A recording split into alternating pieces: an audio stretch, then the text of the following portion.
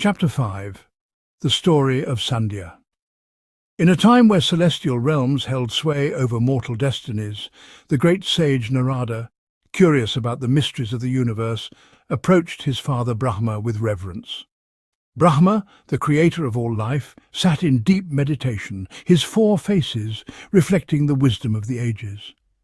Nārada's heart brimmed with eagerness, and he spoke with a tone of respectful curiosity. Nārada bowed low before Brahmā and said, "O revered creator, disciple of Vishnu, knower of cosmic truths, you have spoken of the wondrous divine play, Leela of Lord Śiva, the moon-crested one. Yet there is one mystery I yearn to understand. After Kāma, the god of love, wedded and returned to his abode, and you, O Brahmā, along with Daksha and your mind-born sons, departed to your respective realms. Where did Sandhyā, your daughter and mother of the Pitas, go? What became of her fate, and whom did she wed? I beg of you, share with me every detail of this story, especially the tale of Sandhyā." Hearing these words, Brahmā, who knew the secret of all occurrences, closed his eyes and summoned the image of Shiva to his mind, letting divine memory guide his words. With a deep breath, he began to recount the events of a time long past. "O Nārada, listen attentively to this auspicious tale of Sandhyā, one that imparts chastity to women upon hearing it. Sandhyā was my mind-born daughter, brought forth from my thoughts when I first conceived of her. Yet her life was one of trials and spiritual transformation. She undertook a severe penance, renouncing her former existence and thus shed her mortal body. She was later reborn as Arundhati, the wise daughter of the revered sage Medatithi. She was reborn as an intelligent maiden, steadfast in her virtues. At the behest of the divine trinity, Brahmā, Vishnu and Shiva, she performed sacred rites, preparing herself for a destiny that would unite her with the noble sage Vasiṣṭha, renowned for his righteousness and wisdom. Arundhati, now a lady of surpassing beauty and virtue, became the very epitome of chastity and earned the reverence of all who knew her.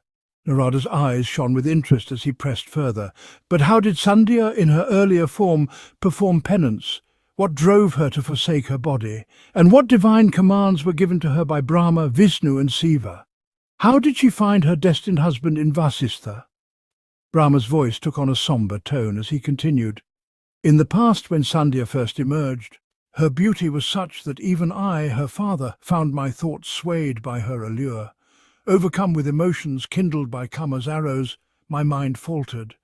But I cast aside these feelings, fearing the wrath of Shiva. However, Sandhyā too was troubled. Her mind, tainted by the same desires, became turbulent, especially after hearing Shiva's words, spoken with a hint of jest towards me.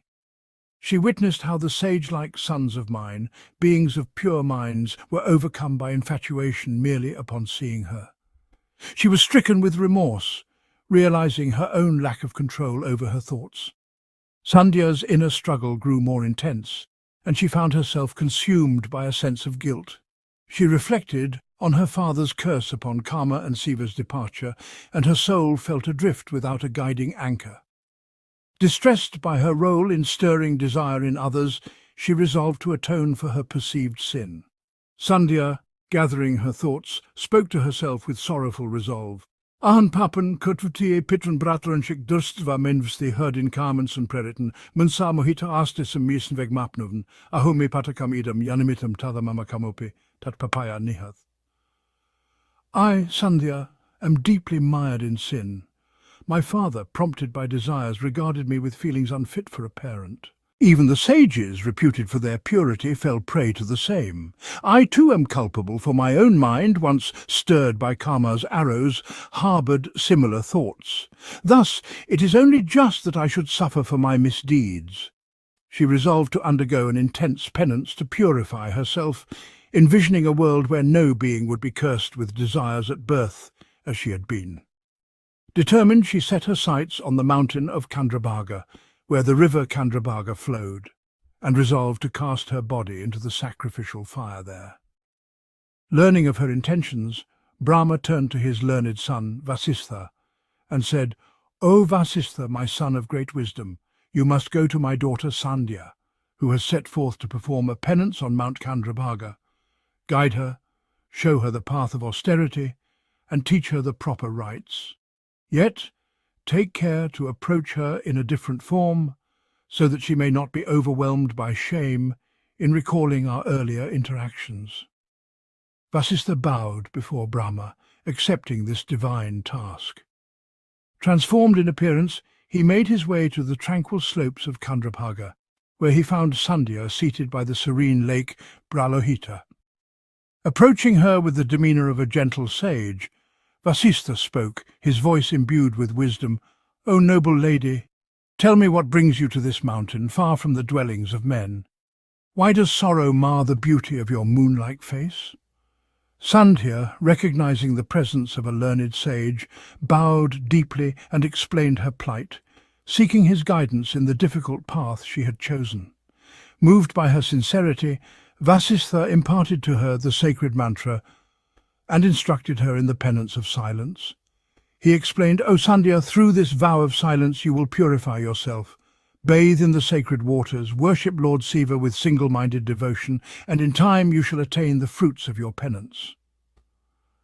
Vasiṣṭha's instructions were precise. For the first 2 sastakalas, 4-hour periods of the day, she was to consume only water, and thereafter to fast completely. Her mind was to be fixed on the image of Śiva, the great ascetic, the source of all cosmic energy. Taking the sage's words to heart, Sandhyā immersed herself in rigorous penance. She worshipped Lord Śiva with unwavering devotion, her mind absorbed in the divine. As the days passed, her heart became lighter, and the burdens of her past began to dissolve. In time, her efforts bore fruit. Lord Śiva, pleased with her dedication, appeared before her in a blaze of celestial light. He blessed her, saying, "O Sandhyā, your penance has purified you. You shall be reborn as Arundhati, and your destiny will be fulfilled as the virtuous wife of the sage Vasiṣṭha. Through you a new path of purity and devotion shall be established for all beings." Thus, Sandhya's story is one of profound transformation, of atonement and divine grace. Her penance marked the end of a cycle and the beginning of a new era of purity and devotion. Reborn as Arundhati, she became a symbol of fidelity and strength, revered throughout the heavens and among mortals. This tale, O Nārada, is not merely about a goddess, but a reminder of the power of redemption, the might of penance, and the boundless compassion of Lord Śiva, who guides even those who falter towards the path of righteousness. As Brahmā concluded his narration, Nārada felt a deep sense of reverence, not only for the divine figures, but for the journey of the soul that seeks to overcome its own shadows. Thus he bowed once more, ready to carry this story to those who sought the wisdom of the ancients.